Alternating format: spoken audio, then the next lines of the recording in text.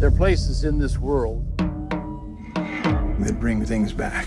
Let me preface this by saying I'm going to ask you about the changes, but not in a, how dare you change everything, because I actually like the changes. I think they're great. Yeah. All right, so obviously the biggest change is the switch from Gage to Ellie, and I know why you did that. I read an interview where it makes more sense, and my real question is, when was the decision made to reveal that in the marketing? Because I feel like that's something another movie would actually keep a big secret, and you guys gave it away with the second trailer. I know.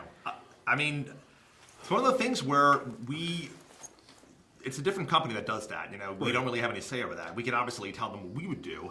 And so I'll be honest, we were like, we don't know if we would do that, you know. And their marketing's whole thing was, look, there are people that are going to be shocked by it when they see it in the movie, and that could be a good thing and a bad thing. And we found with the earlier test screenings that people, when they were blindsided by it, were sort of put off by it. And then what we found was that once the trailer was out and people knew that Ellie was the one that was going to die, we went up in our scores. People actually enjoyed the movie more. So something weird happens, something internal happens to people where they go in and they're sort of prepared for something.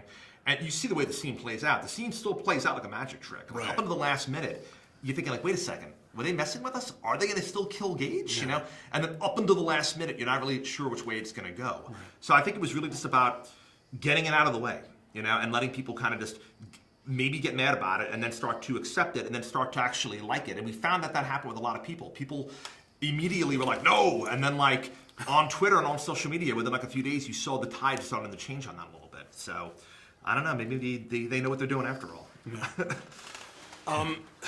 So I also wanted, could you talk a little bit how the casting process went about, especially for Ellie, because I'm unfamiliar with that actress's work, but she's really good. How long did it take you to find that specific actress? Well, I mean, that's the one thing to actually talk about it in the casting process is really her, because the rest of the main cast, from Jason to Amy to John, like, we were just so lucky. I mean, like, these were the people we went after, that we wanted, that we were like, they're perfect for the role. Like, we love Jason Clarke. John Lithgow was always our top choice for Judd. Amy Simons is an amazing actress that we've been aware of for so long that we never had a chance to work with. So, and like, we got them for the movie. And so it was just amazing. So like, the one thing was finding that role. And like, Jate, like, she was just somebody that auditioned for us. And I don't know how she does it. Like, it's not us directing her, it's her. Like, she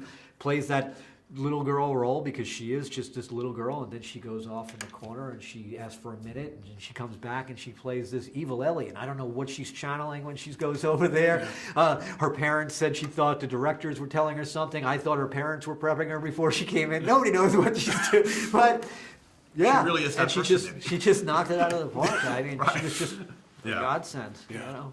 So I know last night at the Q, before the screening started, you said, you know, the studio was very supportive of you. But I have to add that, like, I actually think the movie is somehow bleaker than the book, which I didn't think was possible because the book is so... How do we pull this one off? Yeah, so I'm wondering if there was ever a time where someone was like, could you please dial it back? And if there were, and I know there are a few different cuts of the film, but could you talk about that at all? Or I'd say this, the other ending is going to be on the Blu-ray, and it's also bleak. Okay. So, I mean, like, and this ending might even be bleaker. So, I mean, to their credit, there was never really a point, sometimes, you know, that it's got to be more fun. It's got to be more fun, you know? And we're going like, this is Pet Sematary, guys. This is not fun.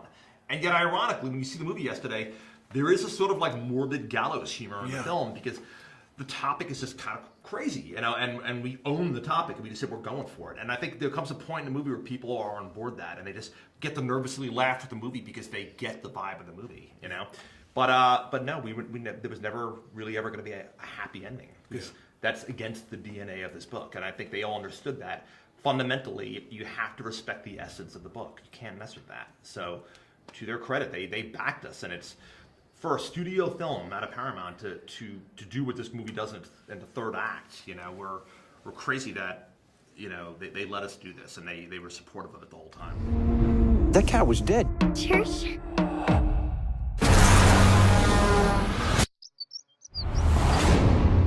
I know what you're thinking of doing, but then don't come back the same. Daddy. Sometimes dead is better.